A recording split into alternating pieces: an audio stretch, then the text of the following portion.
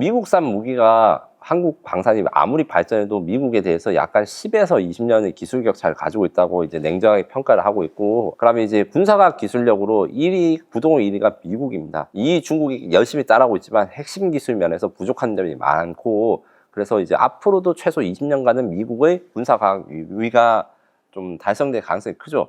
예를 들어 보겠습니다.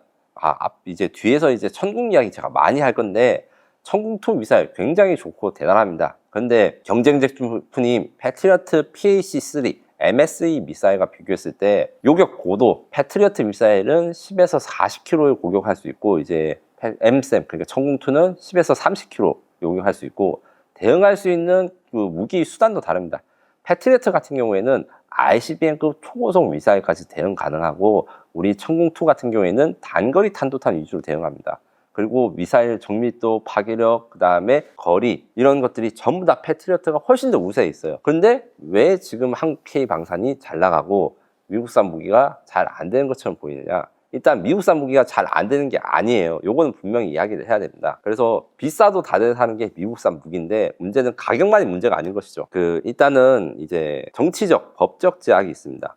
미국 무기를 사는데 FMS라는 걸 많이 하거든요. 이게 군사 용어라서 이제 뉴스 보시는 분만 아는데, 이게 대외 군사 판매 제도라서 미국 정부가 방산회사랑 그 해외랑 직접 연결을 하는 게 아니고, 이건 DCS라는데 미국 정부가 중개상이 돼가지고 미국에 있는 무기 판매상한테 미국 정부가 무기를 산 다음에 동맹국한테 공급을 합니다. 그리고 이 과정에서 동맹국들은 미국 채권으로 연방준비은행에 그 무기판 값을 입금해요.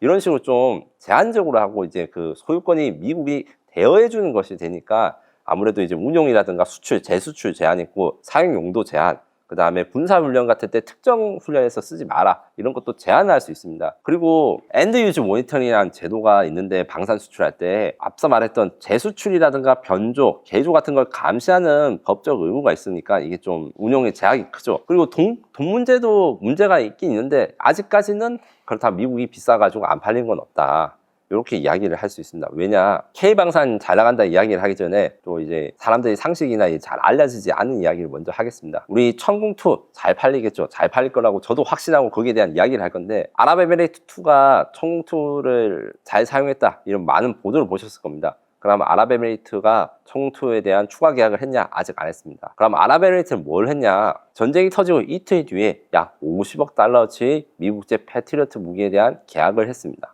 그러면 김민석 맨날 K방산 잘 나간다, 천궁 대단하다 이렇게 평가했는데 미국 무기한테 진 거 아니냐? 이렇게 생각하실 수 있는데, 미국 무기의 지금 가장 큰 문제를 간과하신 겁니다. 납기입니다.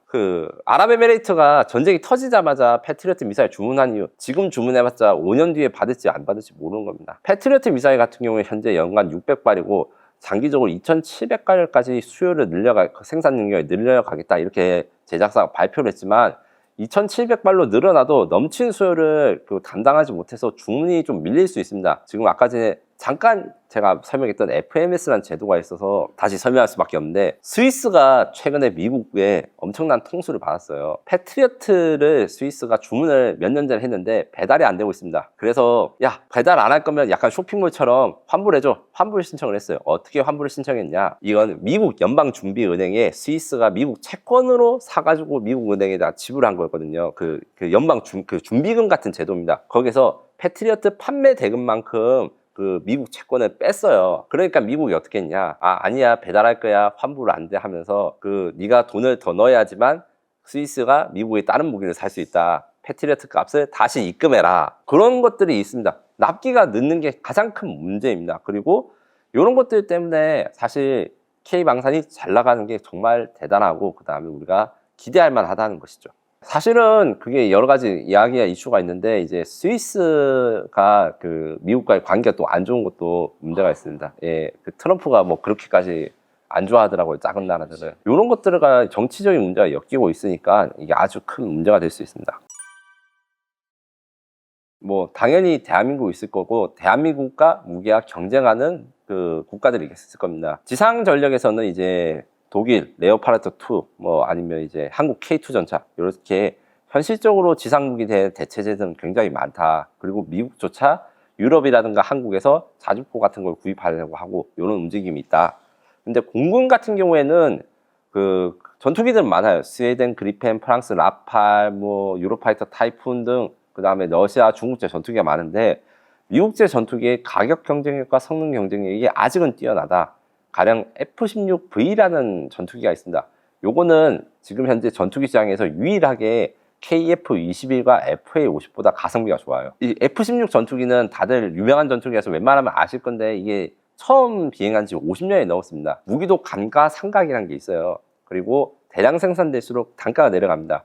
F-16이 지금까지 5,000대가 넘게 생산되고 보니까 KF-21은 참고로 120대 생산할 예정입니다. 5,000대가 넘게 생산할 예정이다 보니까 가성비가 너무 좋아진 거예요. 근데 이것도 주문하면 5에서 7년 정도 걸린다. F-35 가성비는 매우 떨어집니다. 뭐 한 대 한 1.5억 달러, 그러니까 한국 돈으로 거의 2천억 원 가까이 가서 굉장히 비싼 전투기지만 성능은 현재 구할 수 있는 전투기상 세계 최고입니다. 스텔스 기능이 있어가지고 이스라엘과 미국이 이번 이란 전쟁에서도 F-35로 안전하게 폭격을 하고 심지어 미사일에 맞았는데도 귀환을 할 수 있는 이런 것까지 보여주는 것이기 때문에 공군 쪽에서는 이제 미국을 완전히 대체한다기보다는 미국산이 너무 비싸니까 다른 나라 산과 섞어서 사는, 그러니까 이제 하이로 믹스라고 하는 용어인데, 쉽게 말하면 집에 애가 많으면 자동차 2대를 살 때 하나는 카니발 사고 하나는 모딩 사고 아니 소나타 사고 이런 거랑 똑같은 개념입니다. 이런 식으로 이제 공군이 있고, 해군 쪽에서는 옛날에는 미국이 해군을 함정을 좀 수출 좀 했는데 현재는 거의 수출도 안 되는 상황이고, 거의 유럽의 선박 조선소들이 잠수함이라든가 수상함에 대해서 사실 꽉 잡고 있는 상황입니다. 거기서 우리나라가 지금 치고 들어갈 상황이죠. 그러면 이제 어떻게 되냐? 여기 마지막으로 이제 중국과 러시아 같은 경우에는 원래 강한 경쟁자였지만 일단 성능 이슈가 있고, 그 다음에 미국의 정책상 옛날에는 그래도 미국 무기랑 러시아 무기 같이 쓰는 나라들이 있었는데 이제는 그걸 허용하지 않아요. 그래서 사실상 미국과 막 싸우고 있는 악당 국가 아닌 이상 중국이라든가 러시아 무기 대량 도입하는 거는 이제는 힘들다라고 생각하시면 됩니다. 핵심은 2022년 진행된 러시아 우크라이나 전쟁입니다. 이것이 모든 상황을 영원히 바꿔버렸습니다. 그 이전에 세계 방위산업 시장의 구도는 미국 1급, 그 다음에 유럽과 중국, 그 다음에 그랬는데, 특히 옛날, 그러니까 우크라이나 러시아 전쟁이 일어나기 전에는 각 국가들이 납기를 신경 안 썼어요. 그리고 기술이 제일 좋은 거, 가격이 비싸도 급하지 않으니까. 그렇다 보면 우리가 이제 신뢰성이 있다 이런 걸 해도 잘 먹히지 않았는데, 당장 쓸 게 필요하고 당장 몇백 대를 주문할 수 있는 생산 능력이 매우 중요했습니다. 그리고 러시아 우크라이나 전쟁이 일어나기 전에 현대전의 일종의 메타라는 건 사실 단기간에 끝나고 소수의 첨단 무기만 동원하는 걸로 생각했어요. 근데 러시아 우크라이나 전쟁을 보니까 이게 전혀 아닌 거죠. 장기간 일어날 수 있고 막대한 소모가 일어날 수 있다. 탱크가 지금 뭐 5,000대, 10,000대가 파괴됐다고 하니까 이거는 사실 2차 세계대전 이후 최대 규모의 재래식 전쟁이거든요. 이런 거가 일어날지 정말 아무도 몰랐습니다. 소설 찾아도 그 정도로 이제 이렇게 장기적으로 전쟁을 하는 게 21세기에 일어날 거라 생각 안 했어요. 그러다 보니까 한국이, 저는 이제 책에서 뭐라고 쓴다면 세계가 거꾸로 가서 뒤에 있던 한국한테 첨단 무기가 되었다, 이렇게 말씀드릴 수 있습니다. 그래서 2010년에서 14년까지만 해도 스톡홀름 국제평화연구소가 이 한국 방산 수출을 분석한 것도 세계의 0.9%, 전 세계 시장 점유율에서 1%가 안 되는 시장 점유율이었는데 2020년에서 2024년에 2.2% 이상으로 2배 뛰면서 글로벌 10위권 안에 들어갔고, 그럼 2024년부터 2026년까지 업데이트되면 제가 보기에는 3에서 5, 4% 이상, 여기서 2배 더 성장할 거라 생각합니다. 물론 이렇게 되면 K방산 잘 나간다고 하는데 뭐 10%도 안 되네, 다른 일반적인 시장 중에서 점유율이 10%도 안 되는데 잘 나간다고 해? 뭐 이렇게 하시는 분들이 있는데, 신규 무기체계 구매랑 배달이 가장 많이 되고 있는 게 사실 한국인 겁니다. 왜냐면 다른 나라들의 무기 계약 아직도 하는 데가 있는데 납기가 느리기 때문에 전력화라든가 정산되고 실제 전력하는 게 굉장히 느려요. 근데 우리나라는 폴란드에 2022년에 K2 전차 980대, K9 자주포 648문, FA50 48대, 천무 다행장 로켓 288대를 체결했는데, 이때 이제 2022년이고 지금 2024년 동안 K2 전차 약 180대 이상, K9 자주포 300대 가까이, FA50 18대, 천무 다행장 로켓도 거의 한 몇십 대 됐는데, 이 정도를 다른 나라에 주문했으면 30년 동안 도입해야 된다. 근데 우리는 약 10에서 15년 사이에 2배 이상 납기가 빠르다. 그리고 추가 주문이 됐을 때 즉시 생산 가능한 준비탄이라든가 예비 물자도 많이 가지고 있다. 왜냐? 이게 대한민국 방위산업 특성이 있습니다. 대한민국은 방위산업체들이 정해져 있어요. 내가 방위사업체입니다. 이렇게 정해졌다 아무도 안 믿어줍니다. 정부가 너는 방위사업체구나 인정을 해야 됩니다. 그게 100개가 안 됩니다. 네, 굉장히 적죠. 왜 그러냐면 대한민국에서 법으로 방위사업체가 되면 전쟁이 났을 때 그 방위사업체를 보호해줘야 되고 생산 물량과 이런 거 보유하고 그런 것들에 대한 보조금도 지급해줘야 되고 그 회사가 망하지 않도록 지원을 해줘야 됩니다. 그 회사가 방위사업체가 망하면 무기를 조달받거나 유지가 안 되니까요. 그래서 생산 라인 유지 비용까지 줍니다. 이렇기 때문에 이런 식의 구조를 가진 법적 다른 나라들이 없어요. 왜냐하면 전쟁이 일어나지 않고 시장 논리에 맡길 수 있다고 방위사업들이 생각하는데 우리는 전쟁 나면 많이 생산을 해야 되고 빨리 복구를 해야 되고 이렇다 보니까 생산 능력과 라인 유지가 굉장히 중요하거든요. 이것을 생각했을 때 이게 정말 이제 강력한 내용입니다. 또한 그 공군망 측면에서 대한민국이 굉장히 특별하고 특수합니다. 공군, 그러니까 우리 KF-21이란가 FA-50 아직까지는 수입 부품이 많긴 한데 지상 장비로 예를 들어보면 K2 전차를 생산하는 그 최종 조립 공장 현대로템은 창원에 있고 그 현대로템 옆에는 K2 전차의 폴을 생산하는 현대위아, 그 옆에는 엔진을 생산하는 HD 현대엔진, 그 다음에 그 뒤에는 변속기를 생산하는 STM, SNT 모티브, 그 옆에 보면 이제 전자장비를 생산하는 약간 구미로 가야 되지만 차 타고 1시간 거리에는 그 K2 전차의 전자장비 생산하는 하나 시스템, 그리고 조금만 더 가가지고 이제 포항으로 가면 그 포탄을 생산하는 풍산, 다 같은 공단 안에 있거나 아니면 차 타고 1시간 안에 갈 수 있는 거리예요. 그런데 K2의 경쟁자인 레오파르트 2, 일단 7개국의 최종 조립 공장이 있습니다. 부품 조립 공장은 더 많이 떨어져 있습니다. 나라가 다릅니다. 그래서 7개국을 거쳐서 돌고 돌아가지고 배송을 해가지고 조립이 됩니다. 이런 식으로 되기 때문에 납기가 빠를 수밖에 없고, 그 다음에 문제가 생기거나 아니면 성능 개량할 때 그 회사들 간의 소통이 굉장히 빠릅니다. 이게 대한민국 방사의 특징인 것이죠. 그리고 가성비가 좋다 이렇게 이야기를 하는데 제가 앞서 말해서 천궁2보다 패트리어트가 성능이 훨씬 좋다 이야기를 했잖아요. 문제는 아랍에미리트 입장에서 이번에 천궁2를 많이 이야기를 하고 평가한 게 천궁2가 가격이 뭐 거의 패트리어트의 4분의 1 정도 가격이고 성능도 떨어진다고 했어요. 그런데 천궁2가 패트리어트가 요격하는 모든 표적을 다 요격했습니다. 아랍에미리트 입장에서는 천궁2가 더 좋은 것이죠. 왜냐하면 성능이 무조건 좋다고 하는 게 아니라 최적 성능이 전쟁에서는 중요한데 우리는 최적의 성능을 가져서 그래? 패트리어트보다 성능이 떨어지면 실전에 못 써? 아닌데 잘 쓰고 있는데? 이라는 미사일 다 막을 수 있는데? 이렇게 되는 것이죠. 요게 있고 그 다음에 배달이 빠르다. 그 지금 국내에서 로켓 배송이 이루어졌다 제가 한번 이야기를 했는데 실제로 대공 미사일을 국내에서 생산해서 대구 공장에서 바로 대구 공항에서 아랍에미리트 비행기가 나와서 실어가 갔습니다. 이런 게 되는 납기 능력, 이런 것들이 굉장히 중요하다. 그러면 이런 로켓 배송이라든가 납기가 왜 이제 강하냐? 대한민국은 전쟁을 계속 대비한 나라지만 전쟁이 일어나지 않은 나라입니다. 이게 무슨 말이냐면 대한민국이 납기가 빠른 이유 중에 이제 사실은 이제 우리 군이 좀 희생을 한 부분이 있습니다. 대한민국이 도입해야 되는 한국군 도입 물량을 일부 빼내가지고 해외 수출한 사례가 폴란드라든가 사우디아라비아, 이번 아랍에미리트에도 있었는데 이렇게 할 수 있었던 거는 우리가 전쟁에 대비는 해야 되지만 지금 당장 전쟁은 나지 않을 것 같은 거예요. 지금 현재 뭐 김정은이 뭐 로켓을 쏜다 아니면 뭐 딸한테 뭐 물려준다 하지만 일단은 군사적인 충돌이 나지 않고 있지 않습니까? 그렇기 때문에 이런 불안과 안정감이 교차되기는 특수한 상황이라서 우리가 무기는 많이 쌓아놓고 있고 근데 남한테 줄 여유도 있는 것이죠. 이 거꾸로 된 사례가 이스라엘입니다. 이스라엘 방위사가 굉장히 강합니다. 가끔 일부 분야는 한국보다 뛰어난 것도 많습니다. 그런데 전쟁을 지금 몇 년 동안 계속하니까 방산 수출을 많이 했거든요. 천궁2를 이긴 그 데이비드 슬링이라든가 에로3라든가 뭐 거기도 대공 미사일들이 있어요. 루아니아라든가 독일에 몇 조 원씩 팔았습니다. 그거 다 납기가 3년에서 5년 밀렸습니다. 맞습니다. 자기들 재고가 부족하니까 자기들 재고를 채워야 돼서요. 그래서 거꾸로 이야기하면 대한민국이 안보 불안은 사실 우리 방산한테는 또 안 좋은 거예요. 네, 이것은 국방과 기술 품질원이라는 정부 기관이 2년마다 한 번씩 대한민국은 기술이 국방 기술이 전 세계 몇 등이야 이걸 조사를 합니다. 요 기준으로 봤을 때 대한민국은 전 세계 한 5에서 6위 정도 된다. 그래서 그 앞에는 당연히 미국, 그 다음에 러시아, 중국, 프랑스, 독일 있고 이스라엘이 일부 좋은데 그런데 일부 성능 같은 경우에는 이제 우리보다 높은 나라, 순위가 높은 나라보다 뛰어난 게 있습니다. 가령 탄도미사일, 제가 현무 이야기도 많이 하는데 현무 같은 탄도미사일 기술 같은 경우에는 유럽이라는 좀 약점을 가지고 있고 그다음에 미사일 방어 프로그램이나 이런 것들은 우리 경쟁자 터키보다 우리가 훨씬 더 우세합니다.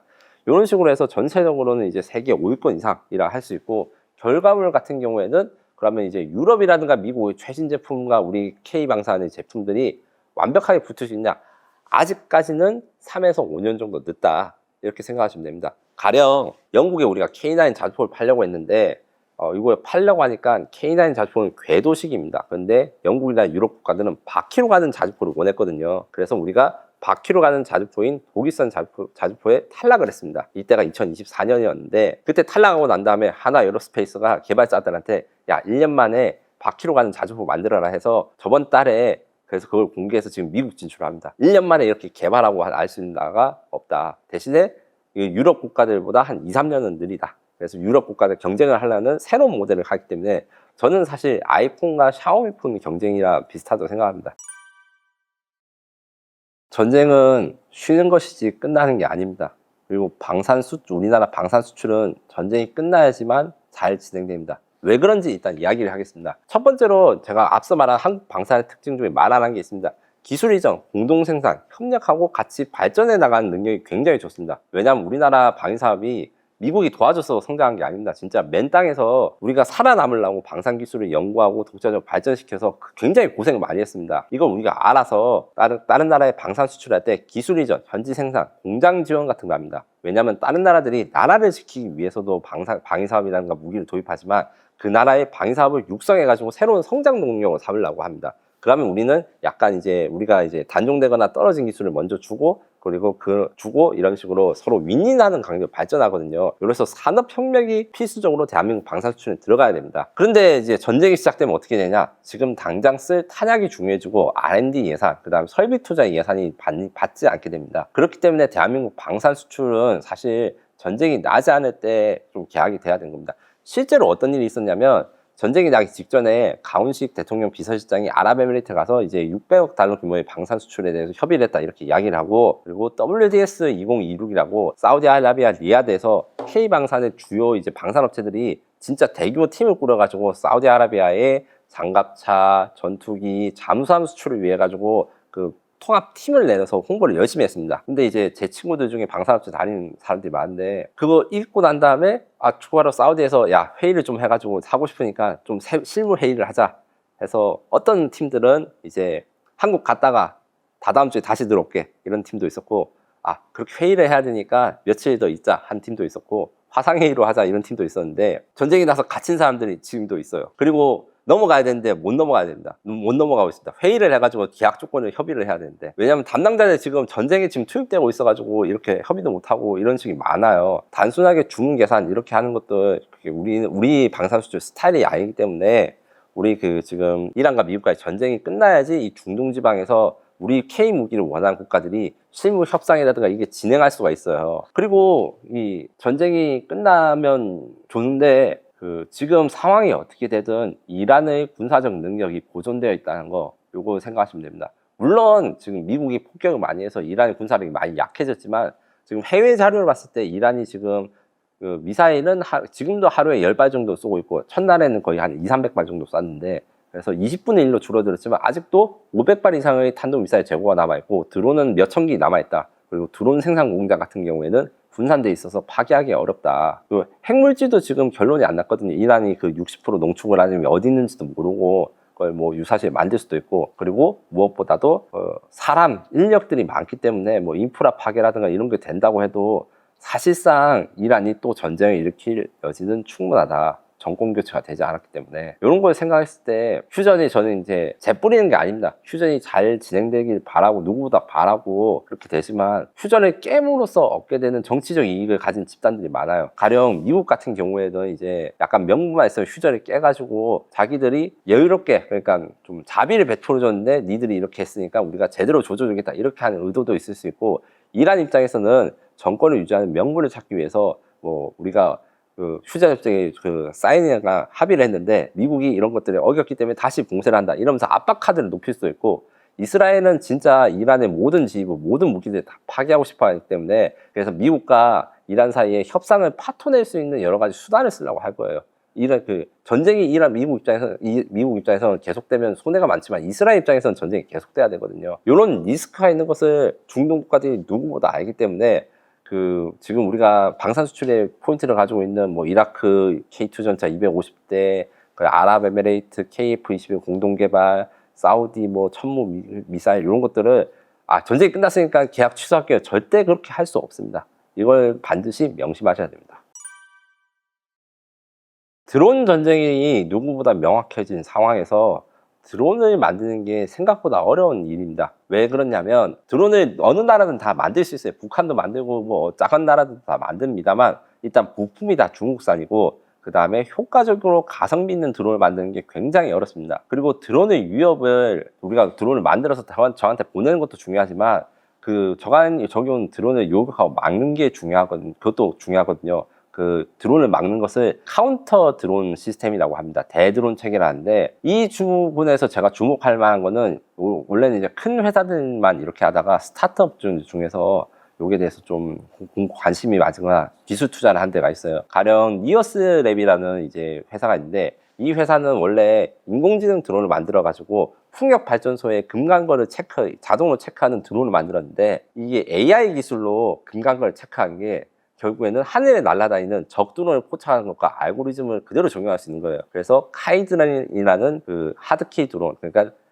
이라는 샤이드 드론이나 이런 것들을 공격할 수 있는 요격 드론을 이미 시증을 해가지고 지금 일부는 수출하고 여기에서 추가 개발을 하고 있어서 좀 저는 이 기업을 많이 주목하라고 말씀드리고 있고, 파블로 항공이라는 또 스타트업이 있습니다. 이 회사는 드론을 어떻게 하면 싸게 만들고 대량으로 공격할 수 있을까 고민을 하다가 콤보드라 해가지고 우리 학교 뒤에 그 환경미화 하는 데 뭐 붙이는 그걸로 드론을 만드는데 그걸로 공격 드론을 만들었고 성능이 굉장히 괜찮습니다. 동시에 5대의 드론들이 인공지능을 가지고 있어가지고 여러 군데에서 공격하는 군집 공격 능력을 가지거나 이런 것들을 이제 1명, 2명에서 조립할 수 있는 치명적인 무기체를 만드는 기술력을 가지는데, 여기다가 지금 니어스랩처럼 하드키 드론을 만드는 것도 이제 계약돼가지고 지금 샤이드 드론을 요격 가능한 저가 드론의 그런 걸 이미 시증하고, 그 다음에 더 빠른 드론을 요격할 수 있는 고속 드론 요격 체계도 지금 개발 중입니다. 이런 카운터 드론, 그러니까 대드론 시스템에 대해서도 저는 이제 한국의 미래 방사 수출 먹거리가 될 것이라고 확신하기 때문에